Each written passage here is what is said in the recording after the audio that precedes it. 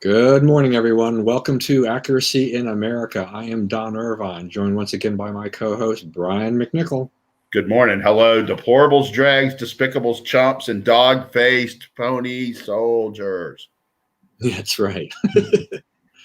All right. I'm going to diverge just a little bit because there's one other thing I was going to ask you, which is I saw you posted a picture on Facebook of a school bus, the back end of a school bus. Does that mean that your kids are now back in some in-person learning? Not my kids. They are the kindergartners they've started with. Kindergartner, first grade, maybe. And so, yeah, I was behind a school bus. And it was they made 2 or 3 stops. It was kind of exciting, Usually you're like, move, get out of my way. But I was like, yay. My kids go back. I think Marty goes Thursday the 4th, and then Mary Catherine goes Thursday the 11th.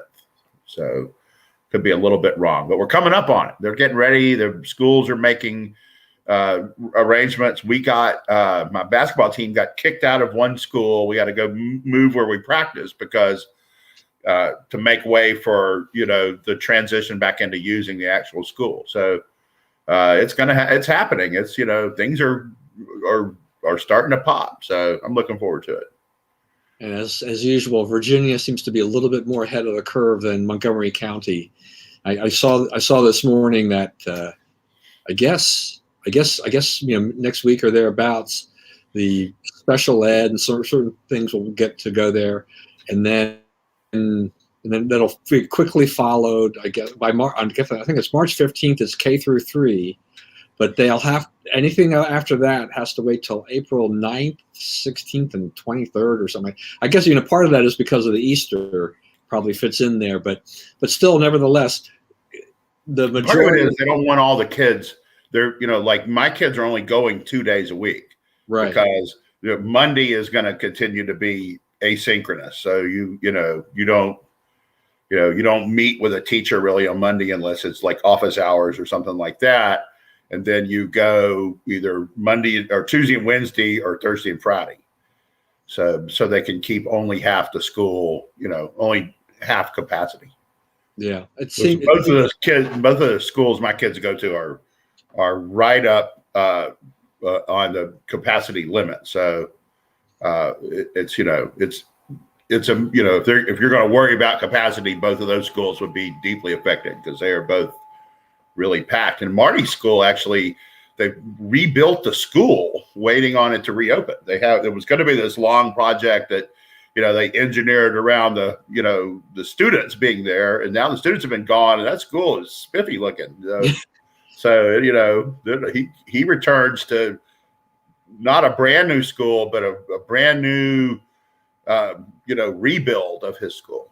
Yeah. Well, I mean, that's yet one of those silver linings about this pandemic in the sense is that school construction projects, road projects, all kinds of things initially that were going to take a couple of years were sped up a lot because kids were not in school. People initially were not on the roads as much. And so all of a sudden, all these timelines sped up, which is to our benefit in the long run. So that's great. That's a good thing. My complaint still is that even though I don't have school age children anymore, but my grandchildren are, is just that returning kids, majority of kids in Montgomery County to school in April leaves you a couple of months, maybe 2.5, depending on what the school system wants to do. That's not a lot of learning in classroom learning time, and it's still not going to be like fully blown anyway. So the kids have still lost a lot of learning time this year. Right. It's very close to a lost year.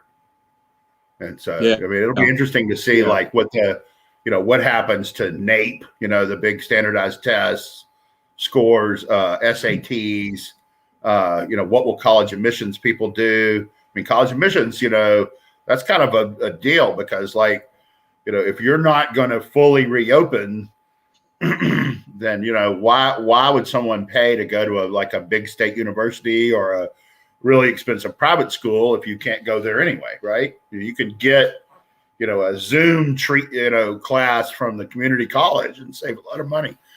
And I think that's going to hurt college's competitive situation.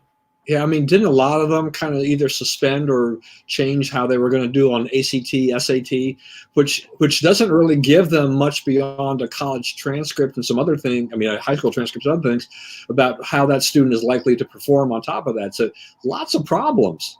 Yeah, and also like, I deal with athletes, and one of the things the athletes are starting to notice is that, the NCAA handed out eligibility like it was candy at Halloween, right? And they give everybody a free year, even the people who played. This did not count as one of their 4 years in college, right?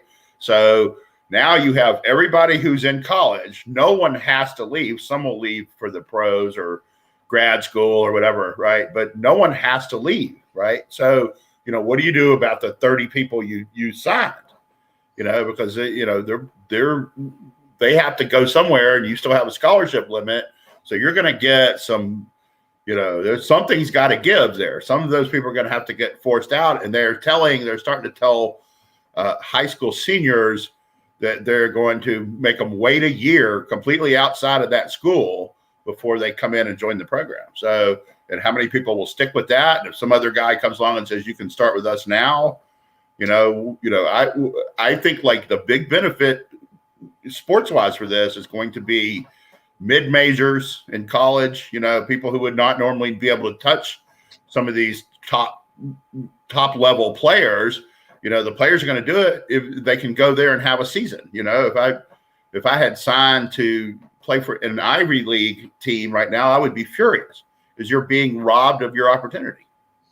Yeah, this is an interesting thing going on there too. I actually know a young man who is out here in in DC, and he's serving his LDS mission, but he is actually he actually is going to go to Yale. He's enrolled, he was set to go to Yale, and I guess he was going to play on the football team.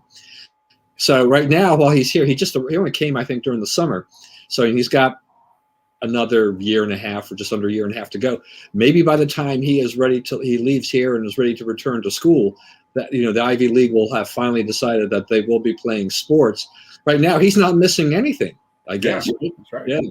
So but a very interesting dilemma, things going on there. Yeah, it could definitely boost the mid majors and a lot of other schools that are saying, "Hey, we'll take you now. You can play day one. Start tomorrow." I'm like, okay. Yeah, it's hard for a college athlete to wait. That's pretty rough. And if you just need like in basketball, it's one. In football, you have to stay 3 years. Yeah. But in basketball, you only have to stay 1. So a lot of those guys, if you're an NBA level guy, and usually when they come out of high school, they've got enough input from colleges and even in some cases pro evaluators to know kind of where they are in the pecking order. And if if you're someone who's like, yeah, I'm going to be a first round draft pick after 1 year of college, if college gives you any problems, you go to some other college, because everyone wants a guy who's going to be a first round pick the next year, right? I mean, right. Join my team, I can tell you that. Absolutely. All right. Enough of that, I guess. That was interesting. I just had to ask about how schools were going where you are, because I like to do the compare and contrast as to where we're going with this, and it's an ongoing discussion. Yeah. Nevertheless. All right. So last week we were talking a little bit about the storm that had rolled into the southern part of the country. Texas got walloped really bad, but it hit, it went into Louisiana and other surrounding states as well. Right. But Texas took it on the chin, and the Democrats have focused really almost solely on Texas and the issues there. Going after Governor Abbott, going after Ted Cruz, all the politicians, and really blaming the Republicans and the electric grid and things like that. But a lot of those attacks are misplaced, I think, right? Yeah. I mean, and there are stories out. There's been stories the last couple of days talking about that the Texas, the electric grid operator down there asked permission of the federal government.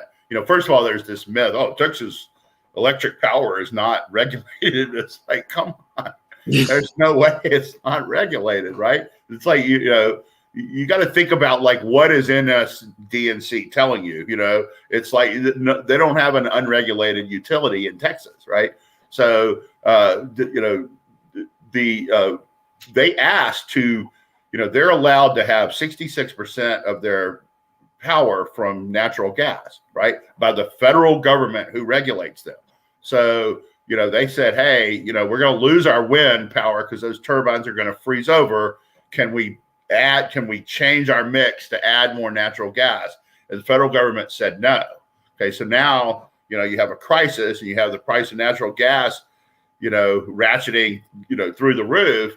And there's some suspicion out there that, the Biden administration game stopped this, right? They went out and created a shortage, created a crisis. And now if you're in natural gas, if you're a natural gas person, you're cashing in, right? So, that needs to be looked into, because if they messed with the distribution of power for political or financial reasons, those people belong, at the very least out of office and quite possibly in prison. I mean, that's ghastly if true, if that can be straightened out. But there's been a bevy of stories in the last couple of days saying that Texas tried to expand its use of natural gas during this period, and the federal government stopped them. So the figure should point there if that's true. Yeah, I mean, and Texas is an unusual situation. I mean, they are basically their own grid, but it's not because they aren't regulated. It just gives them a little more control over the power grid in their state, and it's a pretty big. And the other thing is, like, people say, why don't you just, if you were not your own grid, you could have borrowed from Oklahoma. Well, guess what? It was cold in Oklahoma too. It was cold in Kansas. It's like those people had their own, their stuff was stressed to the max too. So, that's not a solution. It's like, they just jumped on, they want to say, hey, green energy wasn't the problem. So losing 11% or 21% of your capacity, installed capacity, was not a problem, did not contribute to the outage. So it's like, that's nonsense, right? And money spent on meeting renewable portfolio standards, right, and making sure you have your mix includes some set amount of renewable power, is money that could have been spent weatherizing the natural gas pipelines, right? So, they brought this on themselves with, pushing for renewable portfolio standards. Yeah, I mean, and being part of a larger grid is not necessarily going to be the be all end all. I mean, didn't California have a problem? I mean, they ran into they had, and they were trying to get energy from other states, but it still wasn't enough. I mean, it showed that that's not the exact solution to the problem either. And plus, it's like think about what are those other states? Nevada, which has 1/10 of the population. Utah. I mean, who are they trying to get the power from? Arizona. Right. You know what I mean? You know what I'm saying? It's like it's not to scale. They can't solve California's problem. Yeah, so that's interesting. So then, I mentioned, so Ted Cruz took a heck of a lot of flack for taking his family off to Cancun during this. He apologized, said it was a mistake. But, part of me says that, yeah, okay, optics-wise, which is always a big thing in this world now, is that how does it look? Not necessarily the reality situation. It probably was not a good thing. But, he's a senator. I mean, I'm trying to think, and you can refresh my memory in terms of, when it comes to people who are in charge. I mean, the governor's in charge of the state, and he's got all these people, his administration. You've got the electrical, the ERCOT people. You've got the federal government, overseeing some things too, the president of the United States. But I mean, how much of a role does a senator in the Congress? He's not really in the chain of command here. That's true. However, like his, Beto O'Rourke, AOC are down there, organizing food and water drives and helping people on the ground. It's like all that he could have been doing, right? That's every campaign ad he'll see against him for the rest of his life. That will be in his obituary that he slipped off to Cancun during this big crisis. It was it's optics, how much could he help? He could have dived into stuff like that, which, that's optics too, right? I mean, Ted Cruz cannot personally make sure everybody in Texas has a bottle of water or, enough food to eat tonight, right?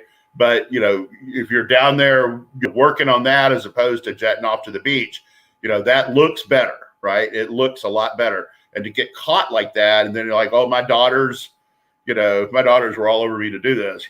It's hard to say no to teenage girls. Like, you know, you have millions of people that elected you suffering, then yeah, you got to say no to the teenage girls. It's, you know, it's good to be the senator's daughter most of the time, but sometimes it's not. And this is one of those times. Yeah, yeah, and I guess it was, what was it, the Texan Heidi Cruz with the neighbors or something. You know, there was a bunch of fallout from all of that. That, I think you're right. I mean, you know, it's going to serve long in the memory, you know, for people. So Cruz is going to have to do a lot of work, you know, to try to kind of push that to the back end of things by the time he's ready to run for re-election. Yeah, he needs to come up with a good. And Cruz is good at this. He's clever. Yeah. He needs to come up with something that he can say to that puts him, you know, as essentially a guilty plea, but it's funny, you know, and you say, okay, yeah, he screwed up, but he made me laugh, you know. So I think that's what you'll see happen, is that he comes up with a line that he always says in response to that gets laughs. All right. So Bob just wanted to comment here about this energy thing. If true, that is indeed way over the top. Given the Biden administration's approach to energy policy to date, would not be surprised if accurate. Yeah, I mean, we really don't know. I mean, it's all about green energy, right? It's all about, right, you know, John Kerry. No matter who gets hurt. Yeah.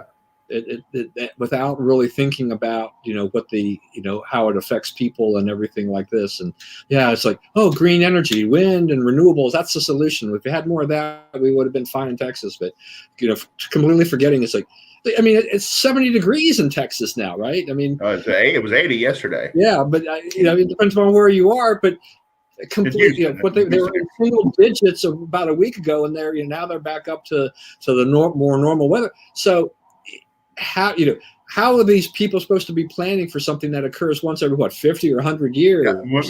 Yeah, my cousin in Houston, who's an energy lawyer, said he's like, you know, may we all be alive the next time that Texas gets this cold. Right, exactly. You know?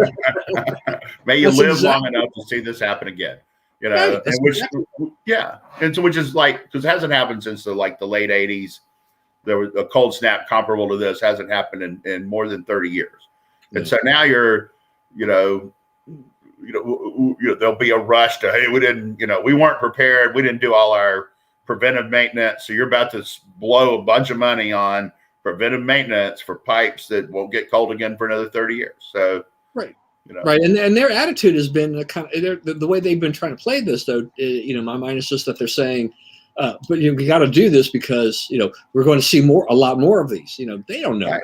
Well, I mean, if you say that, then why are we doing things worried about global warming, right? If you're worried about it getting cold every time, then it's either getting colder or it's getting warmer, right? It can't be both, right? You know, now, you know, what you do see them do, though, is they try to say, well, the cold is a result of global warming. And it's like, no, it's not. It's not. It has nothing to do with it. It's done. In fact, you know, my worry is, I mean, you know, May and June of 2018 was the biggest cooling episode in known human history. The temperature, average global temperature, fell more in those 2 months than in any 2-month period since man has been on the earth. So, you know, the direction is not going up, it's going down. We're still not seeing any sunspots. And we've been told like 2 or 3 winters that there's some Arctic air that's going to get loose and there's not going to be the sun activity to turn it off. And, you know, this might have been the first salvo of that. So it may be time for Texas to like get its stuff straightened out. All right, moving on. I wanted to throw this into the mix, and that is President Trump, former President Trump, is going to be speaking at CPAC on Sunday. All right, so CPAC's taking place in Orlando this year. I mean, the DMV was not a viable option for them because of all the shutdowns and everything like that, and Florida is definitely open for business. The speaker lineup is okay. It's probably not as star-studded overall, but Trump definitely elevates that.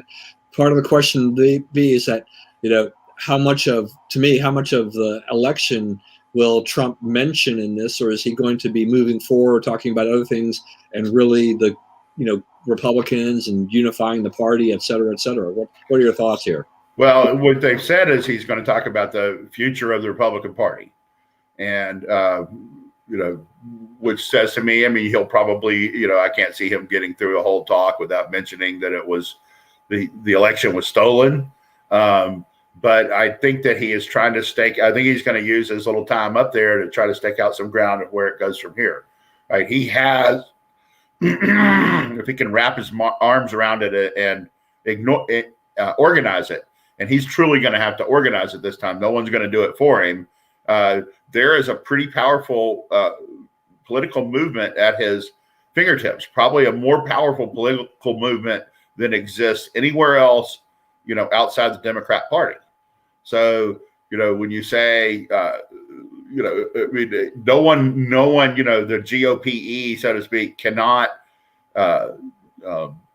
command this kind of presence. None of them can. None of them are this big a star. He outshines all of them jointly or severally. So now, the other thing I was thinking about is like CPAC is generally like Wednesday, Thursday, Friday, Saturday, and Sunday was just like the party meetings and whatnot, right? They were basically done at 5. The last speech was usually around 4 or 5 o'clock on Saturday, and they might have had a prayer breakfast on Sunday and stuff like that, but no. But it's a sort of rump part of the program, right? It's basically over. Most people, they have a dinner Saturday night and get up Sunday morning and go catch a plane. But this is now the star of this show will be on Sunday. So that'll change CPAC some. That will keep people there for the last night and so forth. I think they may have, as a result of all these things they're doing, I think the schedule is a little bit different, where we have seen things start even on Wednesday night leading into the Thursday kickoff, and then Friday, all day Friday, and then pretty much all day Saturday, and not much of anything on Sunday. I think they've actually kind of switched this a little bit, so that maybe they're evening out the schedule a little bit. I mean, when you have Trump, everything changes. Right. That's right. And he's still the dominant person in the party, and there's no question about that. Yeah. Okay. I'm gonna comment on more on Trump here, but I'll get in Bob's comment on Cruz. He said he called that an unforced error at best from Senator Cruz. Optics always central to politics, which we were talking about. Time would have been better spent on ground filling propane tanks and distributing water. The type of things that we know he should have and could have done that differently. But yeah, CPAC, it'll be very interesting to see this. I mean, I think Fox or Fox Nation, but they're saying they're going to go wall to wall on coverage. I guess it's their streaming service or whatever. So we'll be able to sit from our homes and watch some things going on there. But I still, even with Florida as being as open as it is and everything like this, I still can't imagine it that it's going to attract as big a crowd as it would had it been here in DC. That's right. And not as big an event, but more power to Matt Schlapp and company for pulling this thing off and getting it done any way, shape, or form you can. I think it's great for Florida, great for Ron DeSantis. This is a showcase conservative event taking place in your state. Yeah, and there's a guy who's getting talked about in 2024 a lot. So yeah, it'll be interesting to see like what he does. He's speaking, right? How he's received and so forth, because he's, a lot of people who think it would be hard to push Trump up the hill again, would move to DeSantis real quickly. Yeah, I know. I want to ask you something or talk about something here that, as you were mentioning about Trump and this upcoming speech. When you're saying this, I hadn't really thought this through, but yeah, he's the former president. He doesn't really have the staff or the people that he had as a president at his beck and call.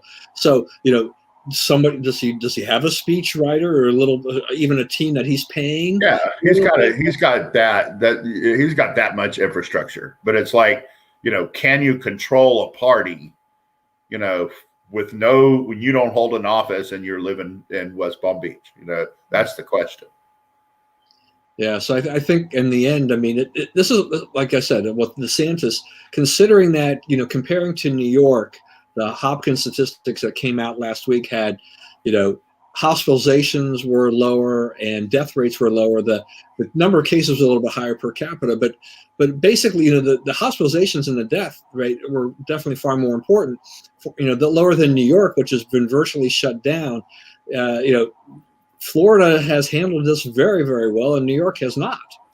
Right. Yeah. He provided the model. It's like open up, shoot for, if not herd immunity, enough exposure where people don't, it's not a threat, right? And get people used to living normal again, right? So these other guys they still want to control everything. And my thing is like, the Wall Street Journal had a story this week that said the cases are down 70% over just a month ago. So like we're stopping this, we're not, it's, 15% of the country has been vaccinated now. That's going up every day. It'll be 20, I think by the end of, by next month, it'll be 25, maybe something like that.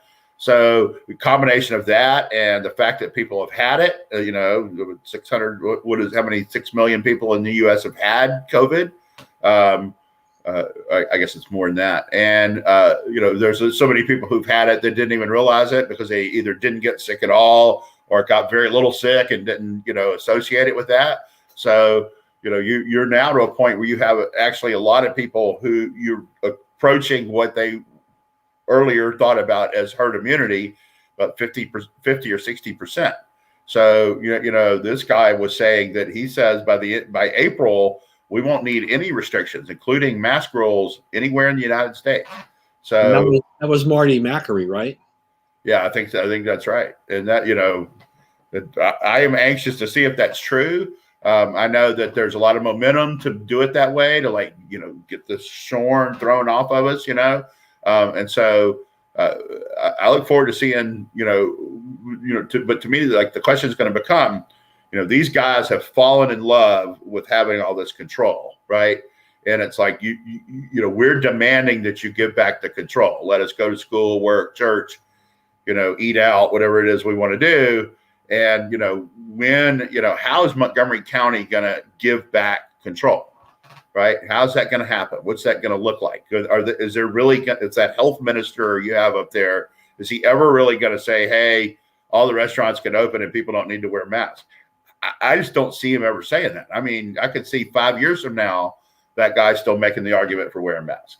I don't see what his limiting principle is. So, until we figure that out, we're not out of this. We're not fighting, we're fighting the disease pretty effectively. It's the intransigence of, the people in power who like their little control that now is our biggest obstacle to fight. Yeah, I mean, that whole thing here in Montgomery County is just ridiculous. I mean, cases and everything continue to drop. The county executive will talk about that part of it, but he won't talk about just the pain inflicted on businesses here by someone who was not elected. Yeah. Yeah, no, I mean, that guy has been given incredible power to determine the fate of a lot of people. Yeah. It has not turned out very well for a lot of the workers and everything like this. It's just been hard.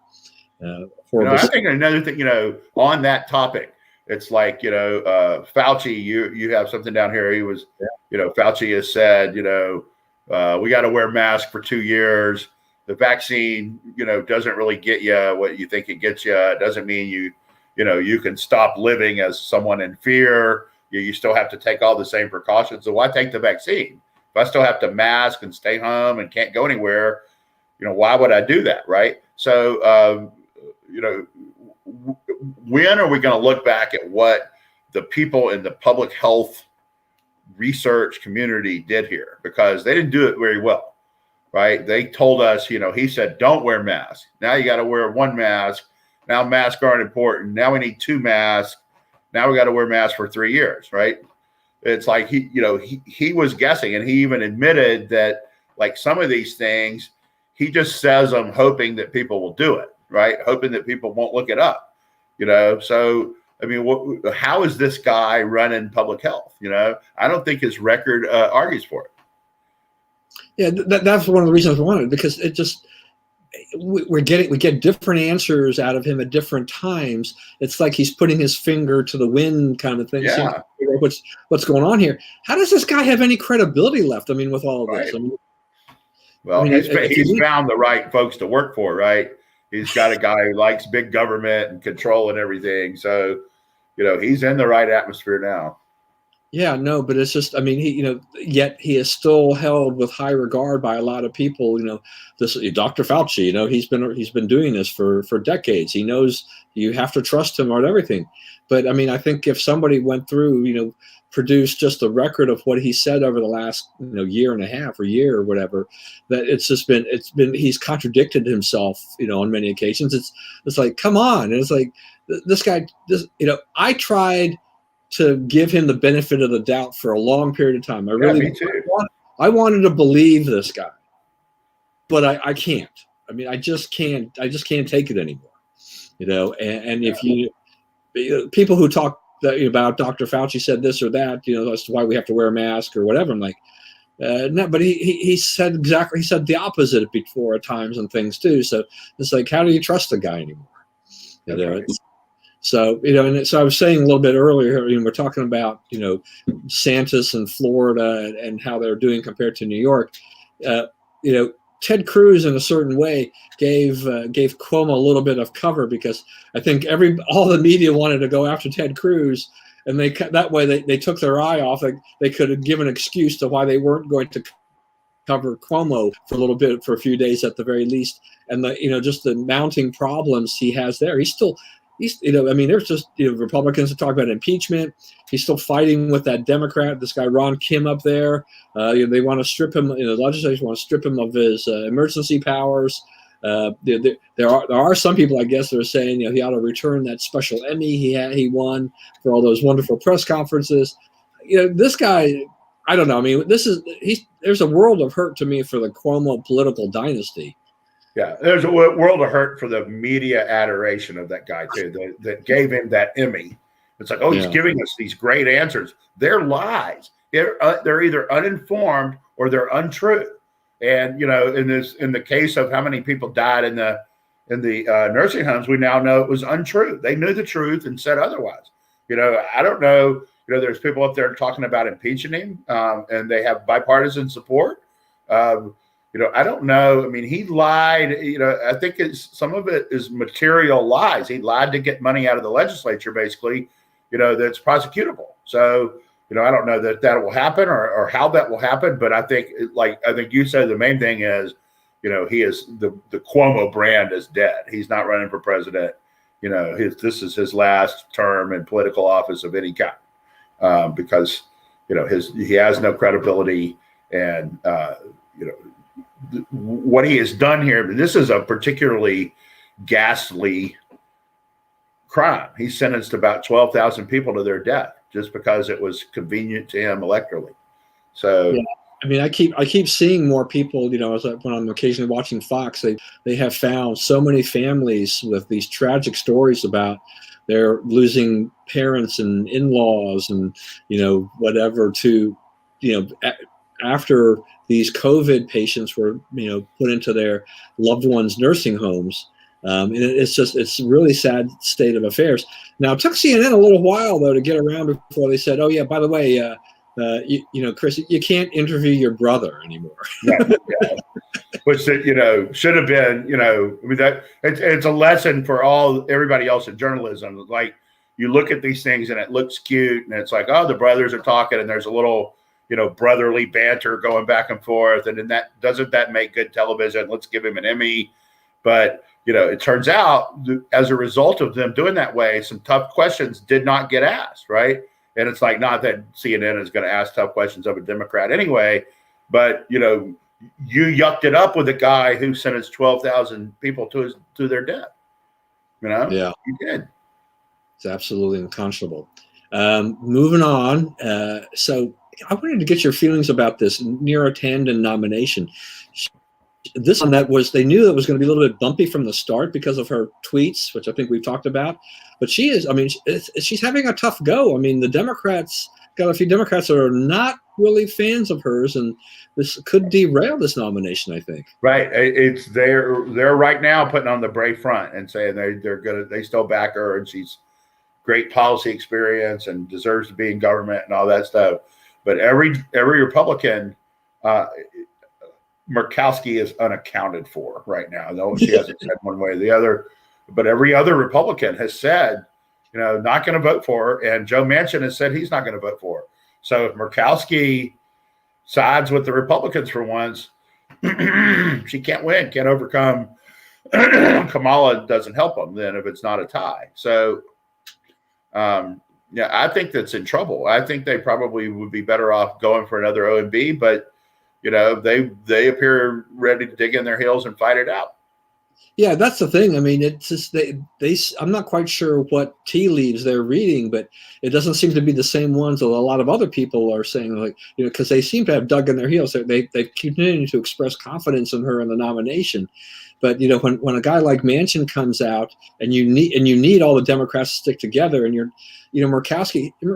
I mean, I still think in the end she votes with the Republicans, because if Collins and Romney are going to vote against her, then what good does it do for Murkowski to go and vote the other way and vote with the Democrats? That I think would be worse for her. She needs, it's one thing if you got three of them, if that's that gang of three, but if standing alone doesn't really serve her very well at all.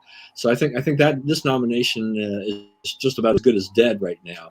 Yeah, the two committees that have to pass it, have to approve before it goes to the floor, both canceled. They were supposed to have business meetings today to consider her nomination, and both of them canceled them. So, that's the White House saying we don't have the votes. Right. Yeah. There's some discussion. They're trying to figure out how they're going to save this. Yeah. Can they move Manchin somehow, or Joe Manchin, as West Virginia has said, he will vote with the with the Republicans to oppose her. If they move Manchin and one more into the Republican camp, it doesn't even matter what Murkowski does. So, right. She's in some trouble. I don't understand why Merrick Garland is not in more trouble. That was a frightening performance. His confirmation hearing should frighten every American. He wants to quash First Amendment rights. He has no compunction about forcing television stations he doesn't agree with off their cable systems. He wants to arrest people for what he deems to be misinformation. And this is the clearest assault on the First Amendment and most serious assault on the First Amendment in our lifetimes going on right now in the Democrat Party.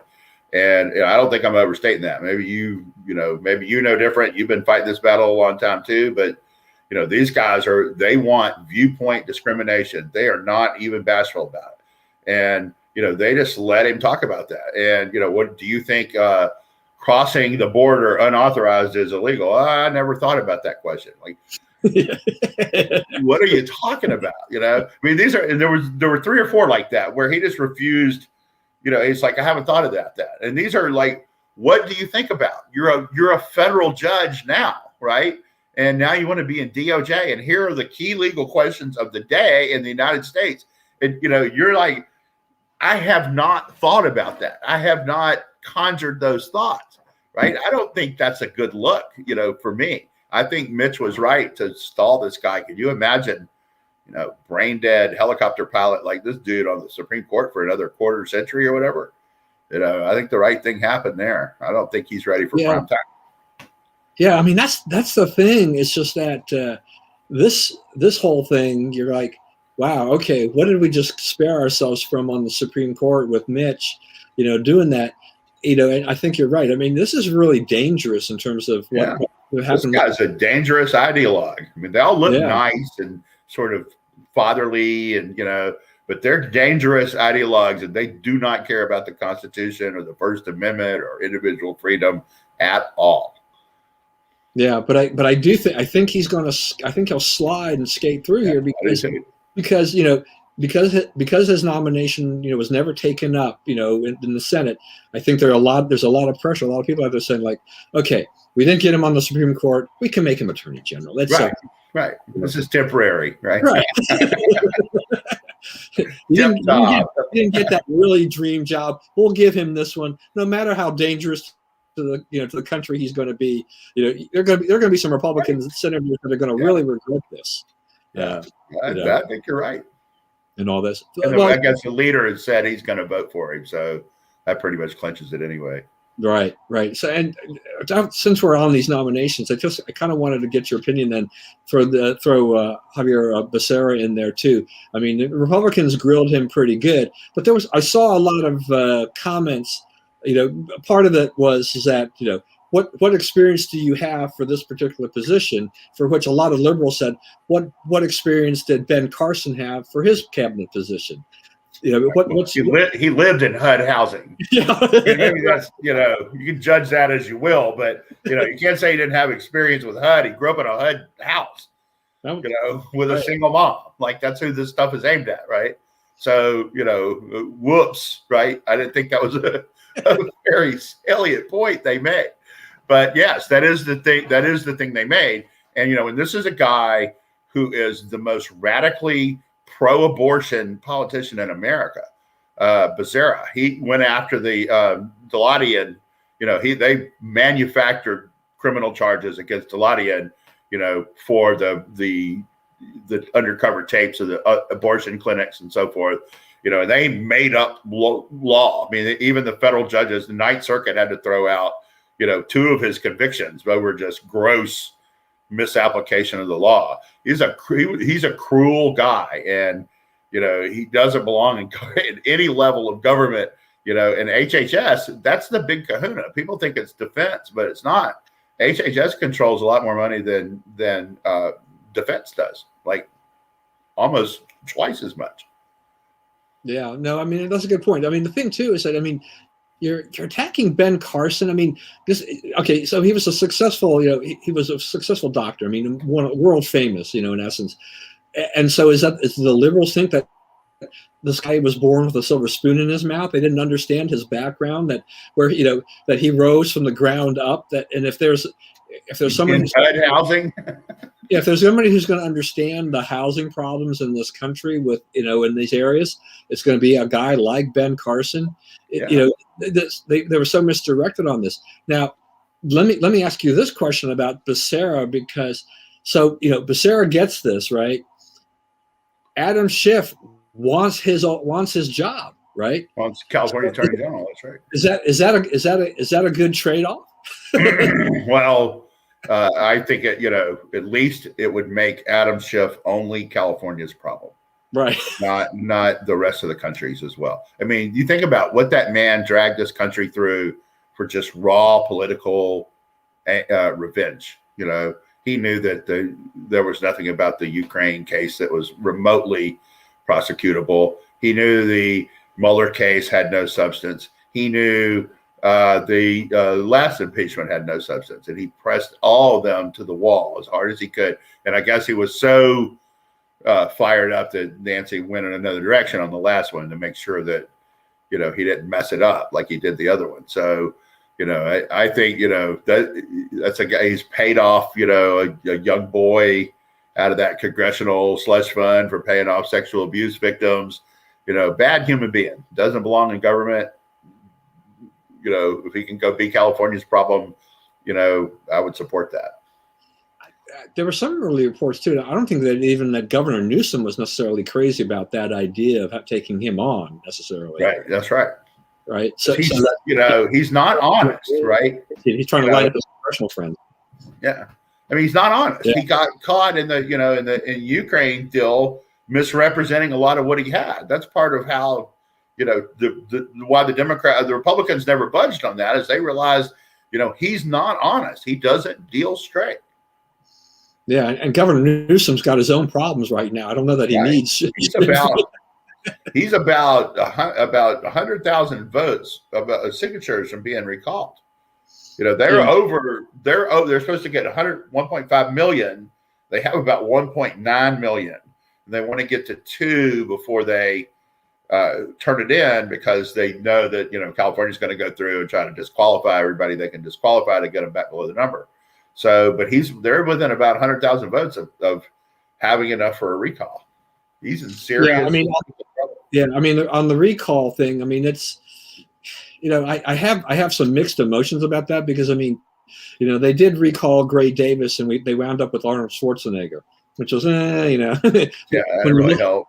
That didn't and I'm concerned that do the Republicans really have someone that's really credible that could actually win against Newsom. Scott Walker, didn't he undergo a recall and then he won, right? Yeah. And then again for a full term.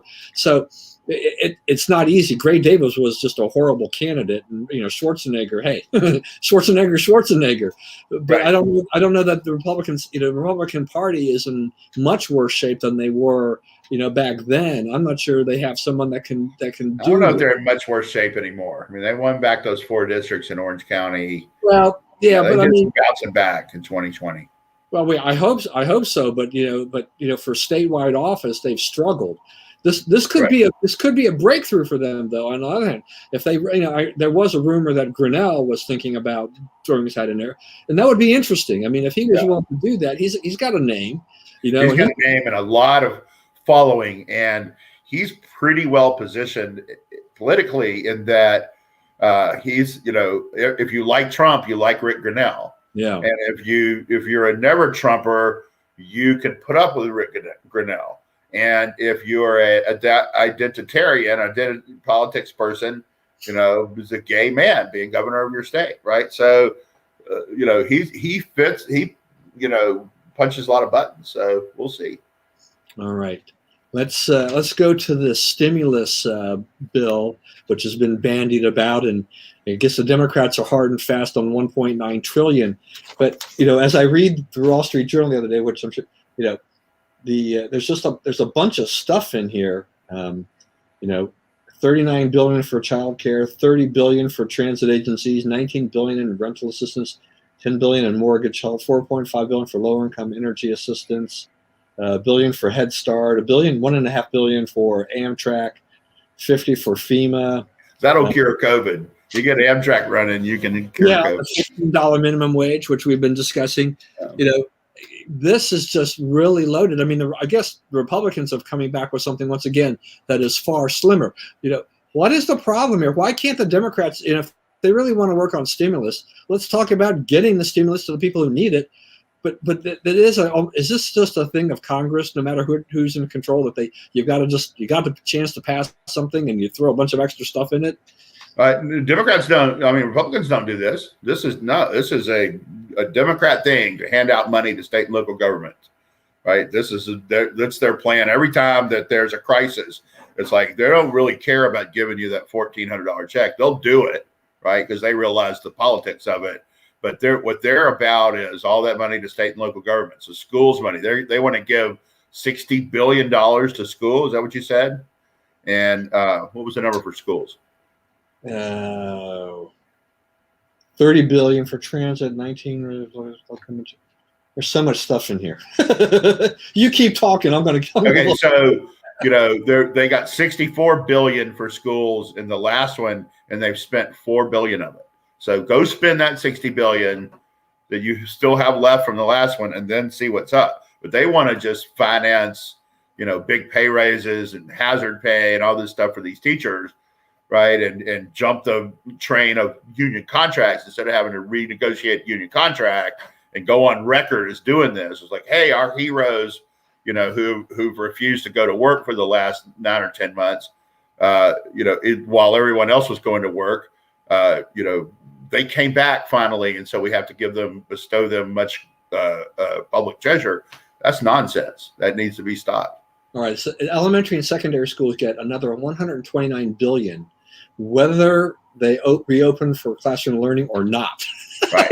That's no, right? You need to reopen. This is to help you reopen. If you don't reopen, you don't get the money. Right. No, it should be taken with the proviso that you reopen by such and such a day. I mean, it says here too, was it 350 billion for state and local governments and cities and counties, even though they're rebounding.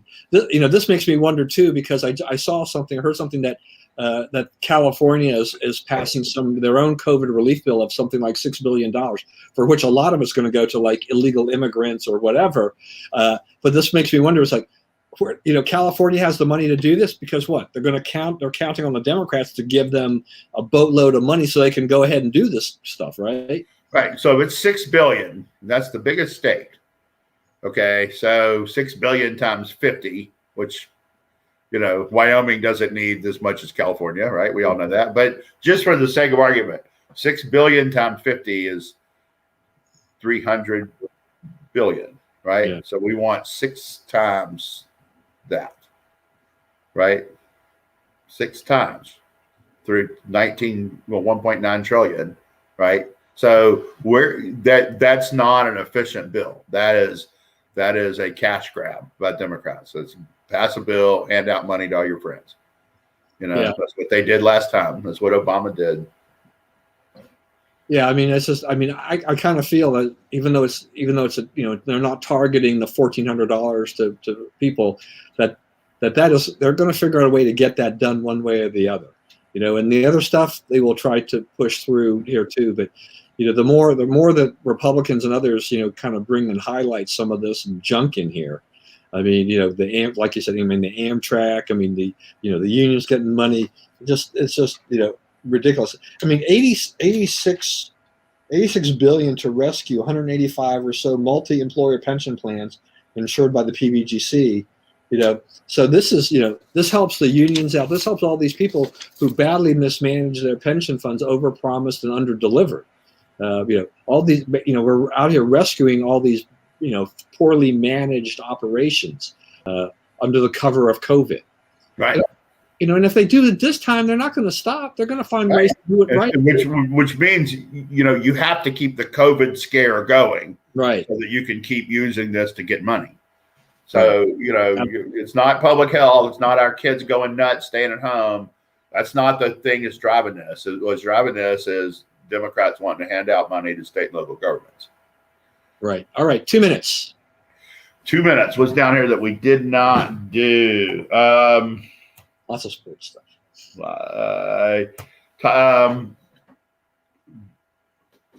The Rick Scott thing I want to say something about. So Rick Scott has put out a thing. So we've canceled the civil war within the within the Republican Party. It's the Trumpers versus the non-Trumpers. And, we have to find a way to work together. You can already see that some with, Congress is firming up. I mean, the Republicans in Congress, they don't expect any defections on the COVID funding, right? They think every Republican will vote against it. If you can flip one Democrat, and I think they're close on Manchin again, then you can defeat that bill, as unlikely as it is. So the Republicans in the Senate, especially, and to a pretty good extent in the House doesn't expect a single defection either on the COVID funding bill. The House is supposed to vote Friday. I think the Senate's not till next week or maybe even the week after. So they are getting the members on the same page down there, saying, forget what you think about Trump. We have a 5-alarm fire going on here, and we got to stop these guys from ruining the country, and then we can settle our differences later. And I think that's a positive step. Yeah, we don't need to right now declare what we're going to do about president in 2024. Right? We have some time to breathe on that one, but we do need to show, a united front with a better plan by 2022, and start working on that now, because it's coming at you fast. That's right. All right. I'm going to close with a personal note, something I already put on Facebook earlier this week, which is just that I'm going to go to physical therapy. Today's my first really thorough workout. They did the evaluation on Saturday. And for the life of me, I'm the last person I ever thought I was going to get a, quote, frozen shoulder. But I'll take that over a torn rotator cuff and surgery any day of the week at this point. Yeah. Frozen shoulder is a painful injury, though. It's weird. It's weird because it doesn't hurt all the time. I mean, if I do this, I can feel a little bit here, but it just depends on what the heck I'm doing, right? So, hopefully PT can loosen up the shoulder a little bit. And if not, my friend, I love the Facebook comments though. Acupuncture. My friend in Arizona took her stimulus check and went to an acupuncturist, and maybe she just had a different kind of pain as a result of that. Yeah, that's right. So anyway, thank you everyone for joining us today. Always appreciate it. Please, as always, stay safe, stay well. Remember, we live in the greatest country in the world. Do not let anyone tell you otherwise. God bless America, and we will see you next week, as we will have entered week number 6 or so, or 7 of the Biden administration. Try to get it over with. We have our own countdown clock, I guess we could put it up. All right. Thanks everyone for joining us, and we will see you again next week.